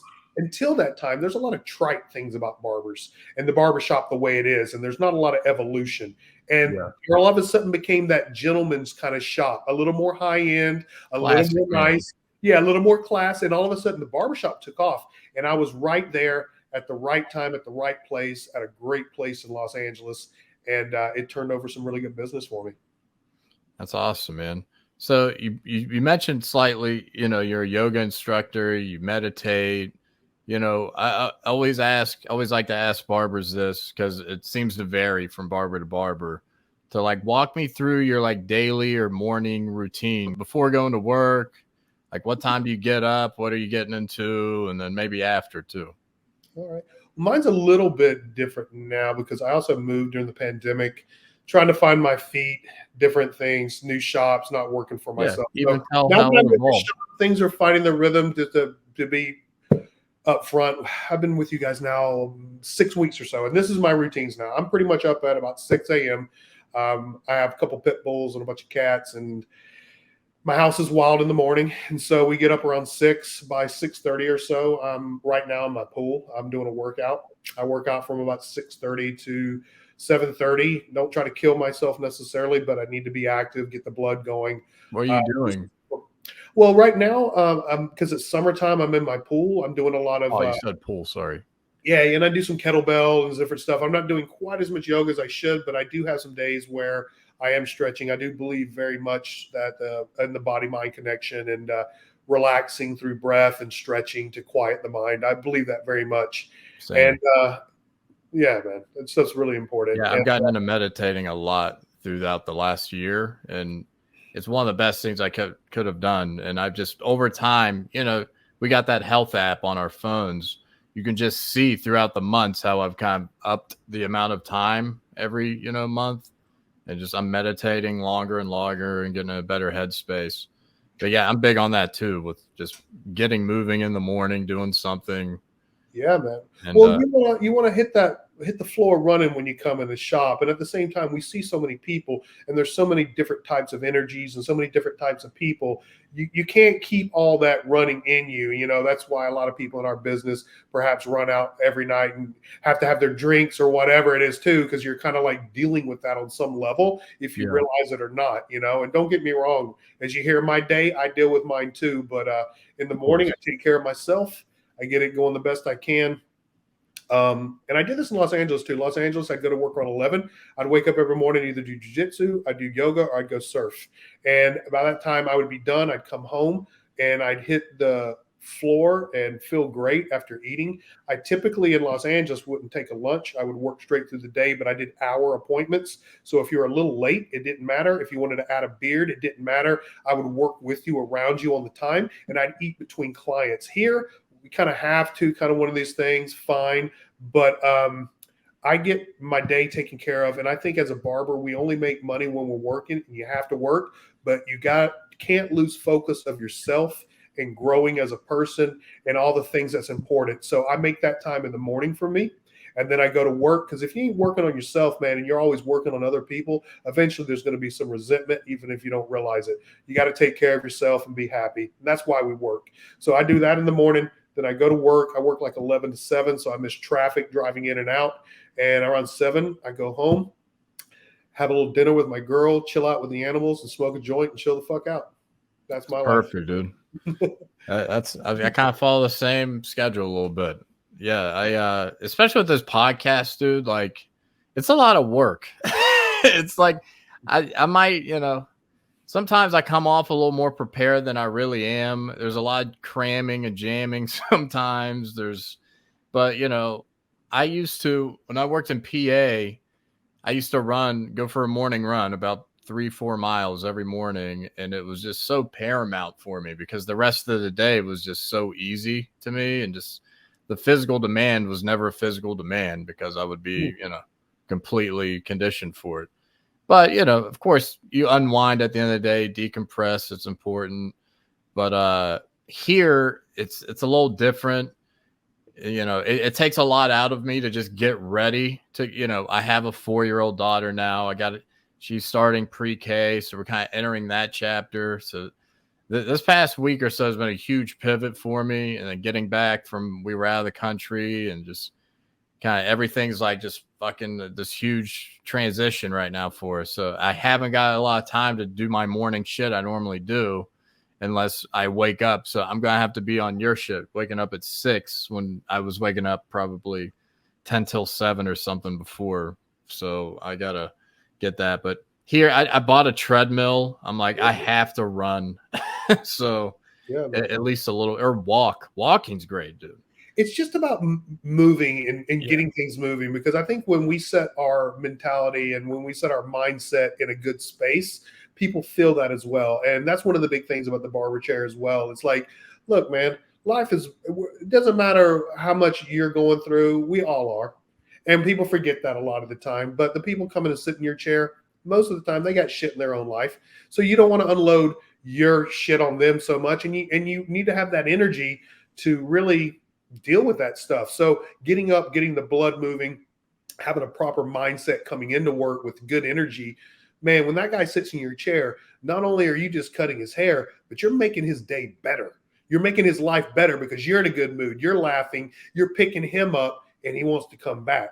That guy who sits in there that's like just woke up, he's hungover. And I say all this shit from first-hand experience. Trust me, I've been hungover in my fucking life. So when you're like, we're not saying anything, then it's just about the haircut. And, there's nothing wrong with that too. And you got to have enough emotional intelligence to read the guy in your chair. Maybe he wants you to shut the fuck up. That's fine. But I'm just saying in general, if a guy in your chair is coming to see you and there's nothing but a Floby going over his fucking head, well, he may not be back. It's like you go in there and you're like, hey man, how you doing? What's up this weekend? Oh shit, that's awesome. How long you been doing that? Like that kind of stuff. Then it's infectious. They enjoy it, and you make their life better, and then they'll look forward to coming to seeing you. No doubt. When I was in barber school in Phoenix, I drove for Lyft all throughout barber school before I got this little warehouse job for Amazon. That was like a 5-hour shift, and I wish I had it the whole time I was in barber school. But when I was driving for Lyft, it was kind of like me, working out a bit like a comedian would, or just working my script a little bit. Just like, hey, where you from? Do you like it? Do you like what you do? And it was good practice to get a feel for people too, because right out of the gate if they want to talk or not. It's not that too much time shouldn't pass for you to figure that out. And yeah, it's important for sure. Man, if you get not to say things should be staged because they should be organic, but like you're talking about working a script, if you can get for a half-hour appointment 3-4 open-ended questions. Yeah. Closed-ended questions are yes or no. Like, do you like this? Yes. Do you like that? No. Open-ended questions are like, well, what do you think about this? Yeah, of course. That's open-ended. Now they're talking, and now you can get to the haircut. You're listening, but you're knocking that haircut out, and you're letting them talk. And that's the kind of things, a couple of open-ended questions can really get things moving. And then you can tell if the guy isn't really too talkative. Well, he doesn't want to fucking talk. And then fucking let him have his space. Yeah. Maybe he had a long day. Yeah. It's almost football season. So I have to make sure I make the conversation about the client more, because I'll just be yapping about this, bet I lost last night or something, or, the lines just came out. It's Monday morning. See what you got to do. You got to get ahead of the line move. Then you get value. And that's all you can really do. You can just get value on your bet. Then you did all you can do. So it's a hard thing. So I'm going to quick fire. We're going a little long. I'm going to quick fire a couple questions at you, and then we're going to wrap this up, my man. And then, so Barber Ailments. Always like asking this. What is some things over time that hamper you physically that you have to account for? Well, like I said, I'm 50, and I've been a barber for a while, and quite honestly, the more I stay working out, the more I stay on my core, more than anything, the more I stay on top of things. There are no ailments. Yeah. If you want to sit around and not do much, quite honestly, it kind of adds up. If you're talking about physical ailments, I make sure that I wear I spend money on my shoes because I'm on my feet. And occasionally, back to Will, we talked to him, a guy that we worked with. He actually got me on compression socks, man. And crazy enough, if you're on your feet on a hard floor, pulling a 9-hour shift where you're doing 15, 16 haircuts, I started wearing compression socks, and I think they help. That's good for circulation? Yeah, it keeps all the blood pumped up, and it doesn't all settle down in your ankles, especially when you get older on your feet. Everything wants to settle, down, and it doesn't get good blood flow. So, I've had too many times where I've had a sock roll up a little bit, and you get home, and you just got this crease in your Achilles. Yeah. I'm like, that can't be good. That can't be. It only gets worse the older you get, man. Yeah. So that's, I like wearing kind of mid-high socks anyway. So I try to make sure I pull them pretty high as well to kind of almost mimic a compression sock. Yeah. One thing I think that I've had a chance to, because life is just go, go, go, go, go for me with the kid and moving around and starting a new job. And this past few months or so, I've really gotten time to kind of reflect on things and just how far I've come over the last 10, 12 years, and passing of my father, and just getting to think about him a little more. And have you taken the time to reflect? Just because you've had a crazy life, dude, and it's been a lot longer than mine, and you've seen a lot, done a lot. Look, I have. And my reflection a lot of the time is like this. I'm in a relationship now, but a lot of people are like, how do you do the things? Have you done this? Like, quite honestly, I haven't dated a lot. The reason why I haven't dated a lot is that's a distraction for me. You're in entertainment. There's so many people who are born with wealthy parents and connections and different things that like ulterior motives. Yeah, when your agent says at 5 o'clock, yo, this guy's in town and he's going to meet tonight, you should come by. And you had dinner plans with your girl, and you're like, but I really need to go see this guy. You know she's going to let you go, but you know you got an argument coming and it's in your head and all this. So I just eliminated all that, and I've taken honestly I do a lot of yoga and meditation retreats, and I had a little retreat-based company for a little moment where I was helping people with this. So like. When I take vacations, I vacation by myself. I go to like Nicaragua, I go to like Costa Rica or somewhere in Mexico, and I spend a week doing nothing but meditation and surfing and gathering things for myself. So I've spent a lot of time actually. Could see the beauty in that. To the point, honestly, where I have a hard time talking to a lot of people because I think they talk out of the side of their fucking head half the time. And most people don't, because there's so many fucking distractions. You know, it's too easy to be distracted, and not many people want to swim upstream and do something a little fucking different. So, yeah, too much time. Yeah, people are safe. You got to account for everyone's still trying, though. Everyone's trying to figure it out, and people go through shit too. But it's just everything. One thing I've gained from the reflection is just like, what are you afraid of, Matt? Like, everything's so fear-based with me, even if it's so minuscule. Like one thing I've cut out, I don't go to the grocery store anymore, dude. I'm saying, fuck this fucking thing. Automate it. End this misery and suffering for the grocery store. I'm done going. So I just Instacart it. I'll, I will go to like a Costco, I'll buy in bulk, and I'll do the DeKalb Farmers Market too. But I'm not going to any of these big five, grocery stores anymore. And just through a little experimentation, a little mushrooms, a little reflecting, it's just like, what am I so afraid of with that? Like, I'm almost like worried about holding someone up when my wife's like, taking too long in the cheese aisle, or just like hopping around the grocery store, not going through the aisles like you should. Like, well, I'm like, why am I so bothered by that instead of just being present? So that's just little things like that, the little things to the major things.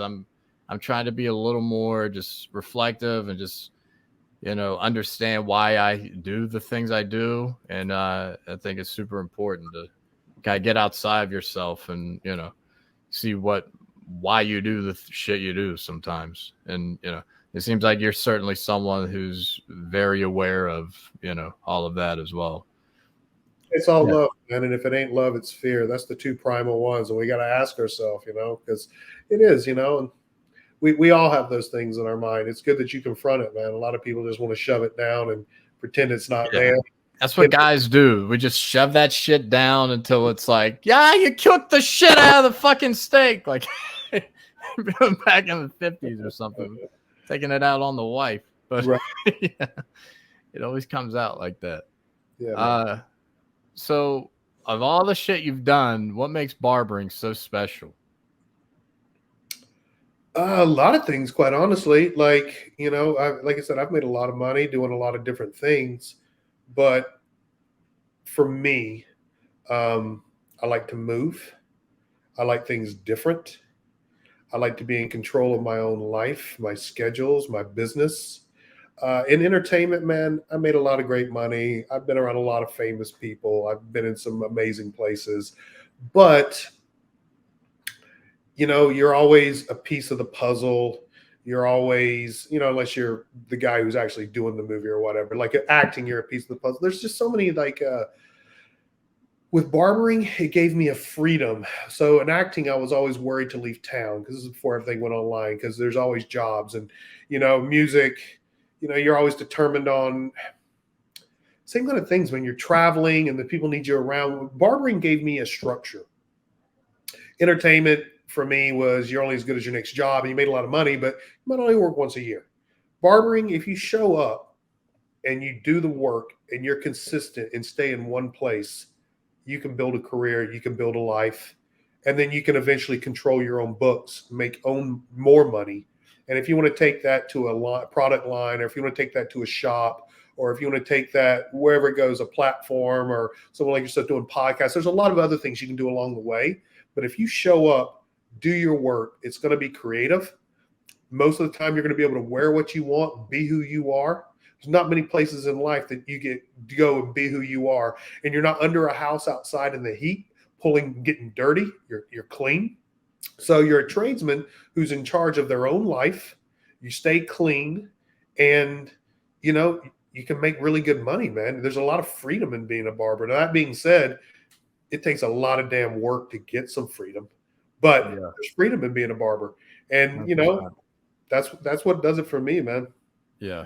I'm big on the comfort thing, wearing what you want to wear, to a degree, but like just being able to wear sneakers and shit every day is like a dream to me. It's like I've worked so many jobs in my life already, and it's like, there's nothing like it, man. There's nothing like bullshitting with the fellas, expressing, your artist, bone a little bit, and just, having fun. You're having fun while you're doing it. Every day is different. It's the same but different every day. Yeah, chilling, listening to some music, cutting. Yeah. Like, you can get upset. You can make anything hard if you want, but by the end of the day, get over it. Really, like for me, I went to work at 11. I wore what I wanted to. I got to listen to music and shoot the shit with a bunch of cool guys coming in. Sure, I can complain that one guy came in with dirty hair and this or that, but every job's bullshit, right? Exactly. At the end of the day, barber's a great fucking job, man. How many people can say that they give a shit about their job too, or enjoy their job? It's hard to find.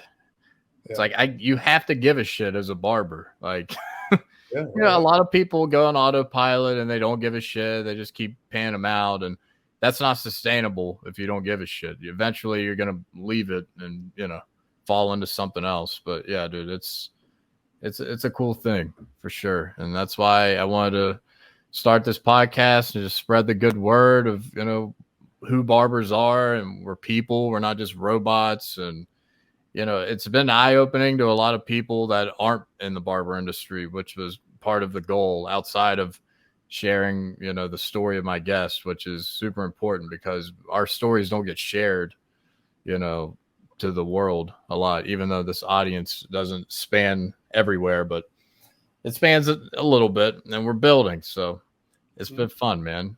So Wade, I appreciate the hell out of you coming on here, man.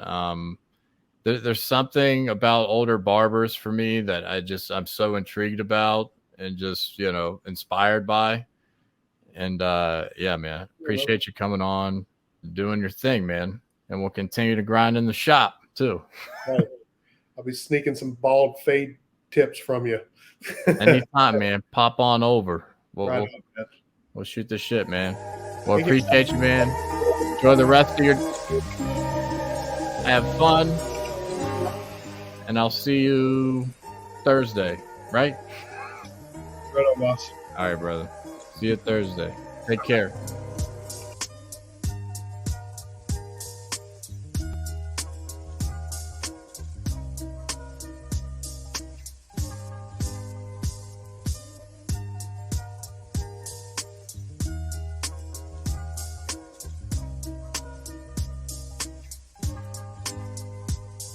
Thanks for watching another episode of the Your Barber Podcast. New episodes come out weekly on Sunday. Be sure to subscribe on YouTube and follow us on Apple Podcasts and Spotify to be notified when new content is posted.